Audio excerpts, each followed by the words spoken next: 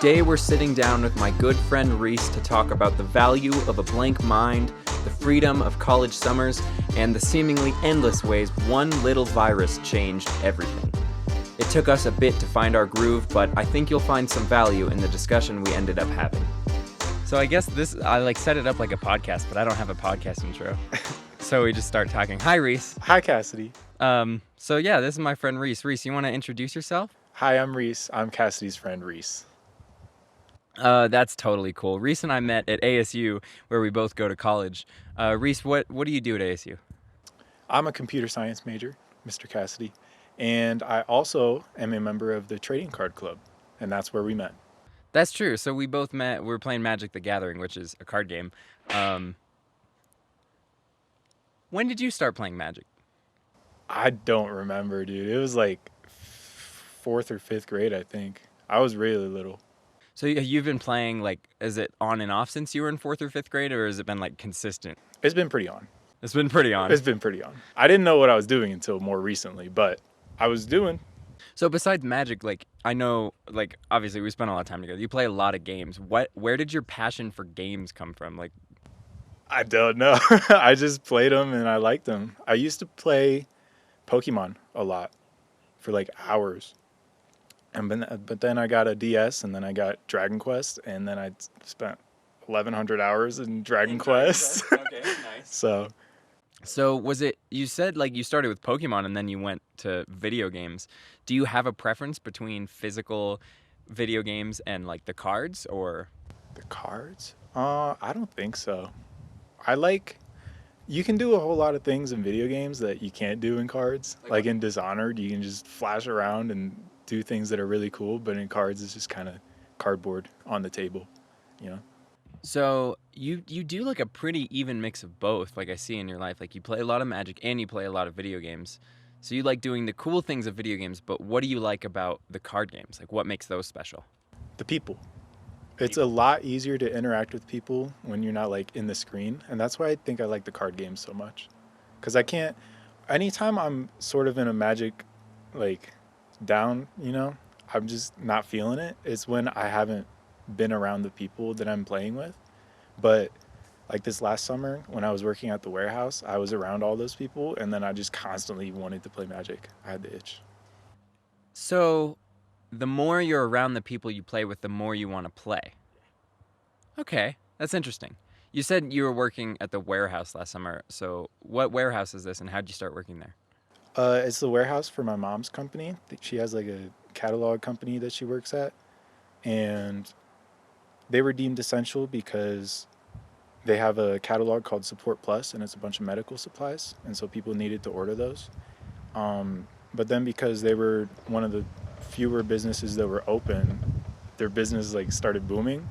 And then she came up to me one day and she's like, I need warehouse workers. And I said, give me a sec. And I found all of my Magic friends and everyone, and we were all available. So you enlisted all of your friends to work at this warehouse. We crashed the warehouse, dude. And then you just played Magic with them after work? Yeah. That's awesome.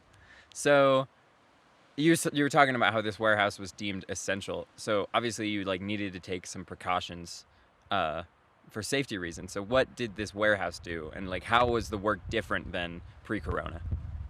I've only worked there once before, and it was last Christmas. And so last Christmas I was in returns, and so I wasn't doing a whole lot. I was just kind of at a desk and I was typing things in and doing things like that.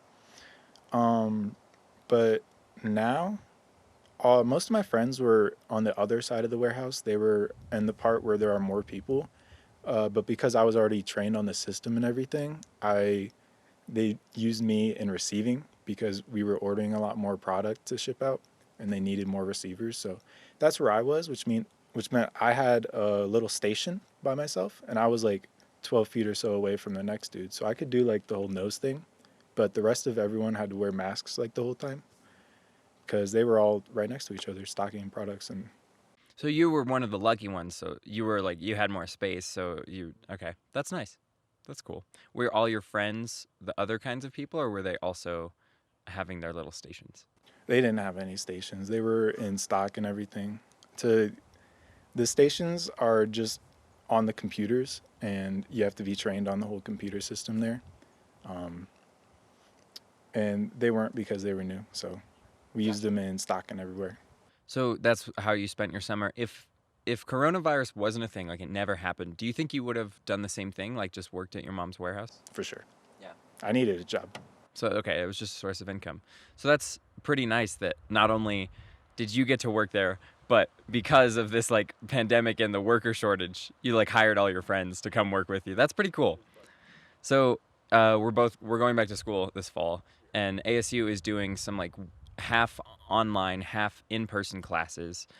How do you feel about that? I don't know, dude. I guess if I felt totally okay with online, I wouldn't be here right now. You know, I'd probably be at home doing my classes remotely. I live in Ohio. But there are some classes that I just couldn't imagine doing completely online, like physics. I need to be just who I am. I need to be in the classroom, like experiencing all of that for it to make any sense whatsoever. But things like computer science and everything, that's based on last semester's experience, are all right, just online. So I'm really only out here for those couple that I think I need. So you said physics. What are the other ones? Like my two math classes, physics and a physics lab, are the main ones, I think. So you're going to in-person classes for the labs that they offer. Mm. Huh. Okay.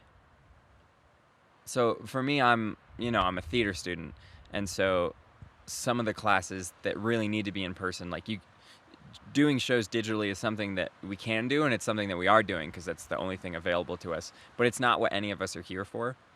And I just had a meeting with my professors, and it sounds like we're still going to be partly online, and things aren't going back to normal, which kind of sucks, but also makes sense given the state of things. When do you think things will go back to normal? Like, what's your? I know you're super informed, Mr. Dr. Reese, but what are you thinking? What? I have no clue, dude. I don't think it's anytime soon. Your mom likes to show me graphs all the time of Arizona and how we're getting a little bit of a down dip, little dippy down.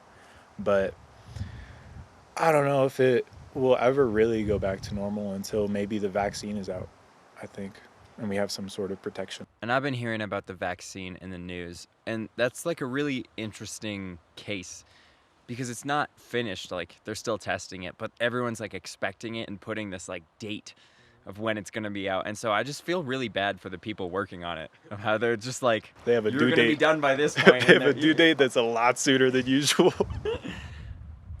So yeah, life is tough right now. We're living in a pandemic. How do you cope with that? So you basically explained everything I do in a given day. I play video games and maybe Magic, and that's about it. So life hasn't changed too much for me. The only thing that's changed is I don't get to hang out with my friends. And I used to like to do that a lot, but I can still see them online and everything. We all play video games, so I could play with them whenever I wanted. Or like with our group for Magic, we could just do the online call. Yeah. And it really wasn't that bad. No, it wasn't. I thought it was fine. Digital magic is better than no magic. Right. So 19-year-old boy things. That's the life we're living right now. Except 19-year-old boy things and a lot of camera toys now. That's true. So I kind of just sucked you into this whole camera thing. What do you think about it? Of all the cameras? Or like your hobby? What is your experience just being around and dealing with my obsession with like cameras and video and stuff? I like it. I think cameras are super interesting. When we went out the other night and you were taking some pictures of the stars and explaining all the ISO to me, I was like, ooh, there's a lot going on. But it was all really cool because it makes sense to you, and it's like very loosely starting to make sense to me, which is cool. So it's nice to learn things, and it's nice to just get a new experience like that. Cameras are cool. You're cool. You are cool. So we talk about cameras a lot because I'm kind of an attention whore, and I know that about myself. But what about you? You are studying computer science, and so every once in a while you'll talk about some coding assignment you have when you're in school. But like, how do you view that? Is that something you're following because you're passionate, or is it a well-paying job? Like, So I got into it for basically two reasons. I got into it because In high school, I took a computer science class. I was in AP Computer Science Principles, which is like a really easy AP class. But that was my first experience coding anything, and I had a really good time with it actually. And that was the only homework my entire high school career that I didn't mind doing, and I thought it was actually kind of cool. Um, and the other reason is that eventually the projects that I want to work on I think are really cool, like the future of VR and everything, Yeah. and how that is going to play into everything really. And there's just a lot of cool things happening. Like the one website, I don't know if I've ever showed you, but it's like thispersondoesnotexist.com, Okay. and it's using dual neural networks to like battle each other and try to make a fake person until one of them doesn't recognize that it's fake. So the one of them makes it and it sends it over to the other one, and the other one's like, "Nah, that's not a real person," and sends it back, and the other one's like, "All right, how about this?" And the other one's like, "Well, now I can't tell." And that's just a program, so it does that like lightning quick over and over and just runs tests until. So how many fake people has it made successfully? I don't know, probably a lot. I can make as many as it wants, I guess. So when it does make a fake person, do they go in and fix the other neural network that recognized it as a real person? What are they testing from that? I don't know. I just think it was kind of a cool thing that they could do, and so they did it, and now we have it, and it's a little scary, but it's also really cool that we can do that. We can just make a fake person. So you're interested in all these like new futuristic things, like making fake people in VR, and you like video games, and like that's your background. So what do you see yourself doing for a career, like or dream goal? What is Reese working on in 20 years? No clue. Reese doesn't have specific wants for himself, but I think end goal, I would like to be a part of something bigger and something that helps with the world. Okay, so you want to help build something new or improve on something that's already here. Okay, and I think that's a pretty common want. One of the things I really like about you is just how laid back and relaxed you are, because like I think we're polar opposites in a lot of Yeah, ways. That like a little bit. I I like shoehorn in activities to my day to like try and feel accomplished, like I did something. So I'll like write in my planner, and I'd write in my planner and my journal all the time, and like that's my way of like exerting control on my life because there's so much I can't control. So how do you cope? Like, do you just like Cope with what? Like stress? well, okay, so we're growing up in a generation, we're right in between millennials and Gen Zs, right?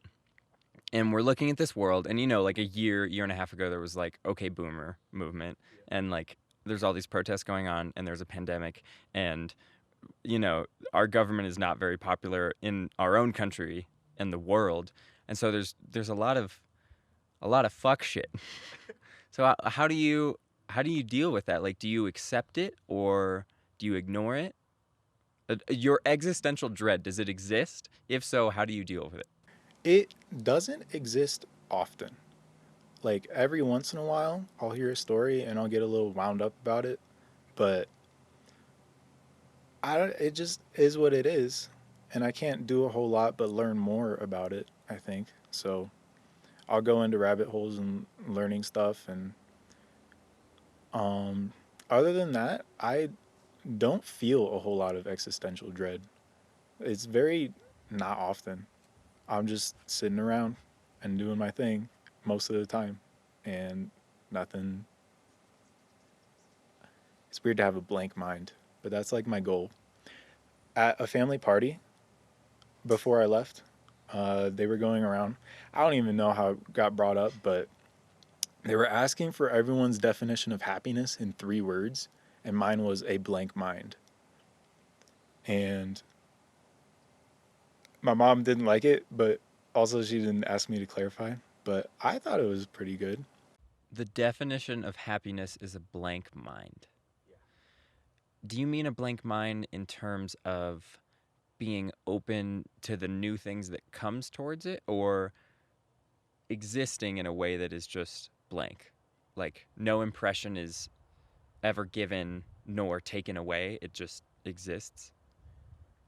I think my emphasis on the blank mind was more in the direction of being in the present. Okay.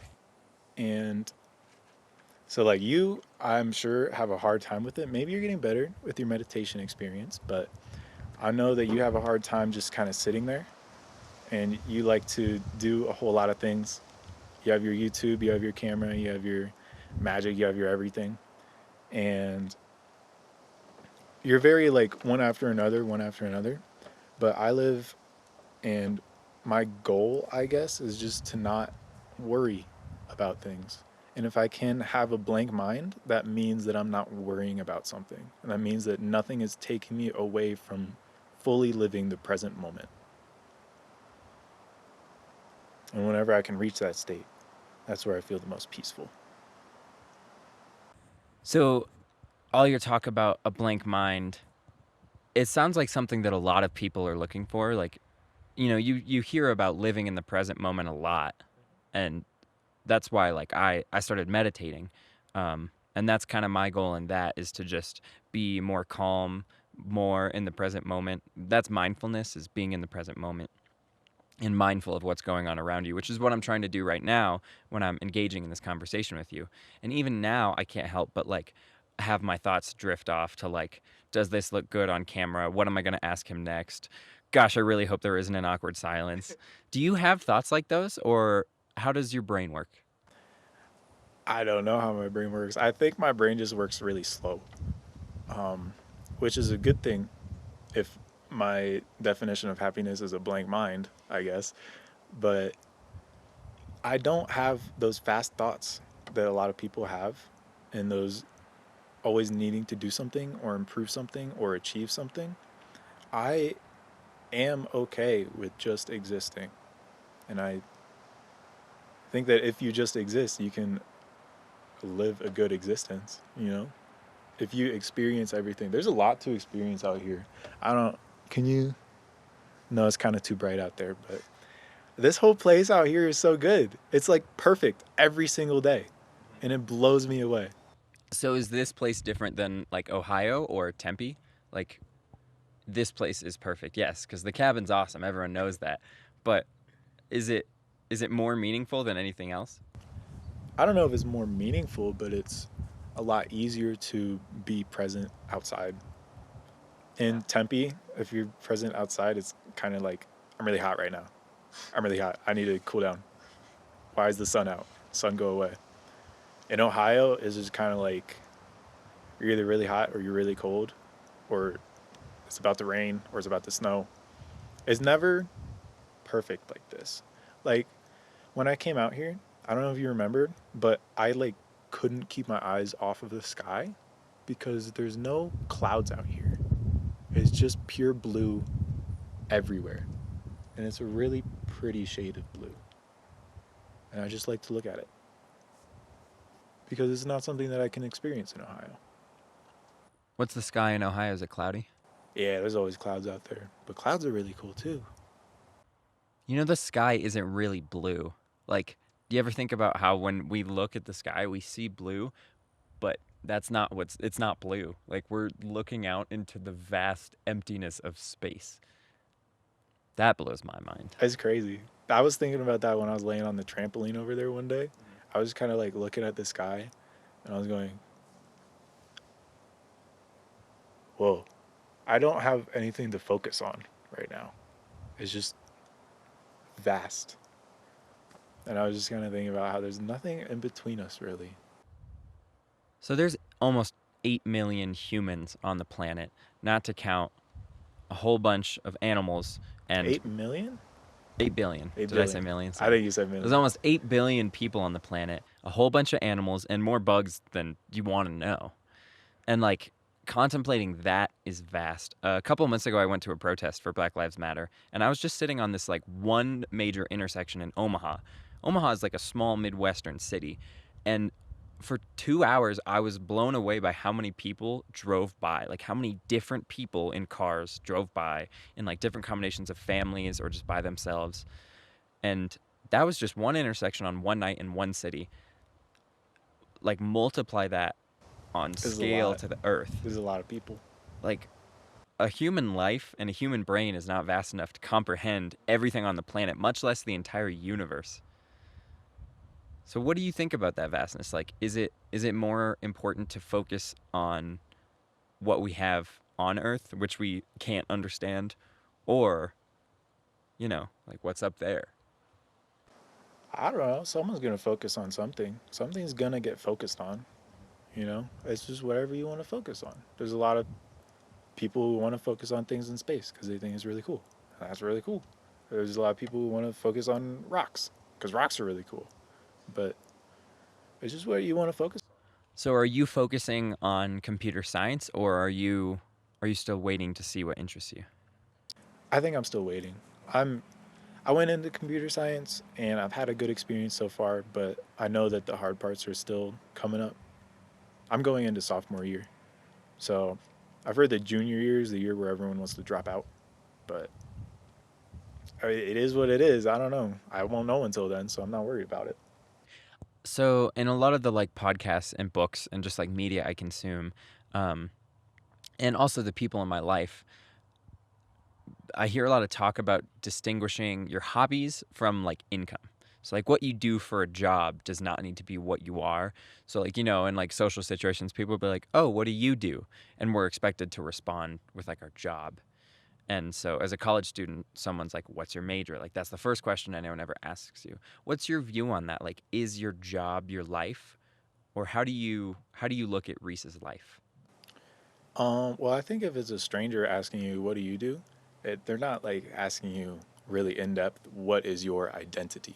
They're just kind of like, "Oh, what do you do?" Getting to know you, and you're like, "I type on a computer and sometimes get things right."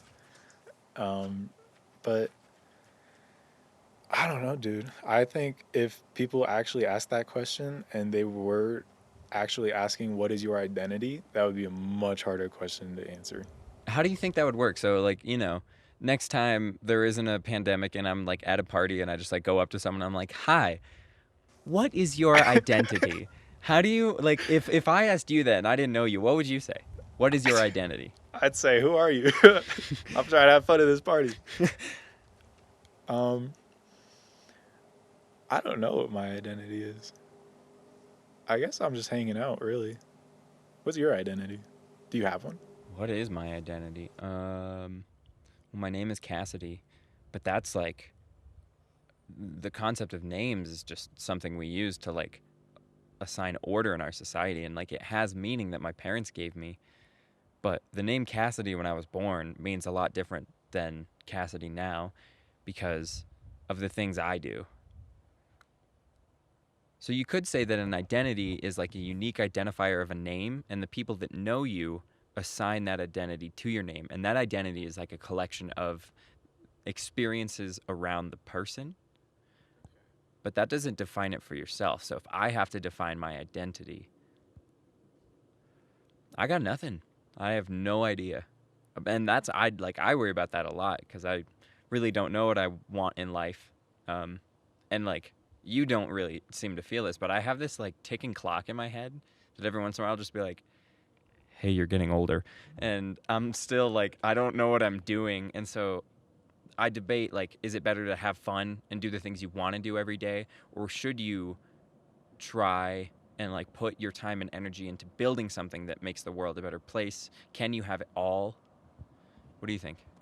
That's a really hard question for a 19-year-old. Yeah, um, no pressure. You can say whatever you want. I think it's still up to personal preference. I mean, I want to improve the world, and I want to do that in the same space where I make my personal income. I want to use my degree to hopefully craft something that will help people or change the world for a better, I don't know, whatever. But outside of that, I still think it's important. It's definitely important to live in the present and to enjoy the present. And the other day, you and I were just kind of watching the sunset laying down over there. And there was one thought that came into my head, and it was really hard to like push out. It was just like, we're laying here, and this is really nice. And I don't know how often this can happen going into the future, you know? Because Why? we're only this age once, and we're only this free once. And when we're like 30 or something, we'll probably have a whole bunch of debt, maybe a family to take care of, things to worry about and to do, and a lot more responsibilities. But in that moment, we didn't have anything. It was really nice. Being young is, it really does feel like a gift of freedom. Like you and I, we both have people that take care of us enough to the point where like our needs are taken care of. We have a place to sleep and we have food to eat. And so beyond that, we can do whatever we want. And that's almost jarring. Like that amount of freedom. This summer I was working, right? I was working at a pizzeria and I was just like making money and I was also making these YouTube videos. But you know, when you work an hourly job, you have a schedule that's assigned to you. And personally, I liked working at that pizzeria. I did it in high school too, but it's not like the most fulfilling work in life, and I'm just earning money so I can live. And it's almost easier to do that cuz you just subscribe yourself to this outside purpose. You're working on this thing. And when enough people subscribe to that, like yeah, we're getting money out of it, but it makes it a really easy way to pass the time and you feel good that you're doing stuff even if it is just like mopping the same floor night after night. Yeah, I understand that. When I go to work, it's like I was scheduled for 40 hours a week, you know, and in my head, um, it's just that's not your freedom. That chunk of time is you have no control over, really. I guess you could quit your job, but aside from that, you don't really have control over it. So it's not something that I worry about. And then outside of work is when you can finally use your freedom and work to appreciate the things around you and in the present. All right, so we are young, we're free right now, and we can do whatever we want. So what we've talked about this is just a theoretical, but you know, I keep doing my thing with cameras, which is just all about storytelling, and you're about building digital tools through, you know, computer science, coding and programming. What's something we could do that doesn't exist in the world right now that would be super awesome? Just completely theoretical off the top of your head. What do you think of? So I guess if we could improve cameras at all, and if we can actually get them to see what our eyes see and actually be able to capture the moments that we want to capture, then that would be really cool. And it would be really nice to not have to edit things. Yeah, lenses are not nearly as good as eyeballs, and human eyeballs are not as good as other animals. So if there was a way that, you know, using software and camera knowledge, like there's the composition and there's all the artistic parts of photography, and then there's also the manual parts of it where you have to learn how to use this tool. So if we could design see in the dark cameras or just like literally robot eyeballs, we could do some really cool things. We could explore like the bottom of the ocean. We could see at night, which we could see a lot more stars. If you combine that see in the dark technology with telescopes, you could see faraway things in a lot brighter settings. That'd be really cool. And what could we do with that? How does that improve the human condition? It improves your storytelling, I think. And that's what storytelling is, one of the things that makes humans unique from other animals. I wrote my college application essay about it, but no other species can tell stories. Only we can do that. And I haven't fully figured out why that's so important. I just know that I like stories and I like storytelling. Yeah. You want to tell me a story right now? To tell your story? Yeah, Yeah. in front of the camera. Okay, so how about a story? Okay, so around this time, like let's say like 10 months ago, so it was like October, November of 2019, right? You got these four ragtag kids sitting on the floor of a square college dorm. It smells kind of musty, A and little bit they're all like feet.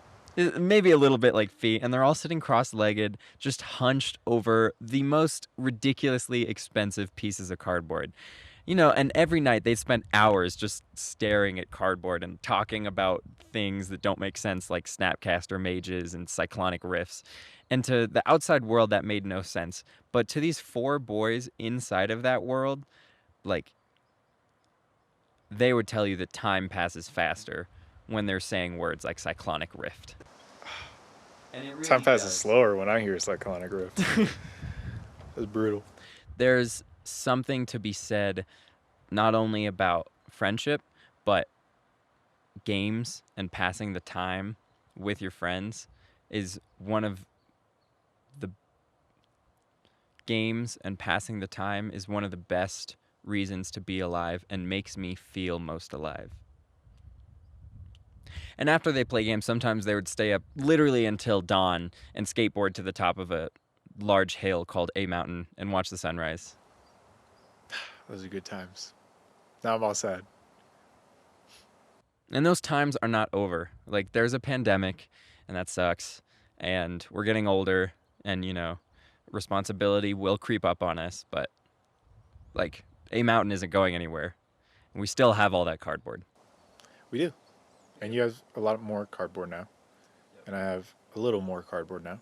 Yep. But now I want to play with cardboard. All right, so this was an interview between me and my friend Reese. Are we going to go play with cardboard now? Yeah, let's go play Magic. Okay. Okay, cool. Bye, friends. Thanks for watching. Bye, y'all.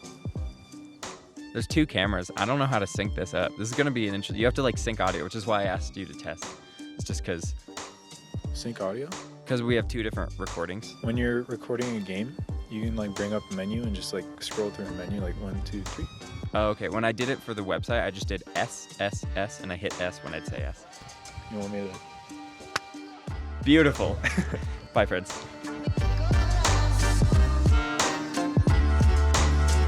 Hey, if you made it this far, I want to thank you for watching this video. This is the first time I've ever attempted to try and do any kind of 2-camera interview setup. I used this DSLR as Reese's camera and just my phone as mine. And I learned a lot from it. For instance, I used 2 different microphones, so I had to learn how to balance between that. I think I did an okay job, but I just want to thank you guys for watching, and I hope you enjoyed the content. If you haven't yet, I would really appreciate it if you subscribed and hit the like button. I'm really close to 100 subs, and at that point I can get a custom URL. So, alright, thanks guys. I'm gonna finish up this edit.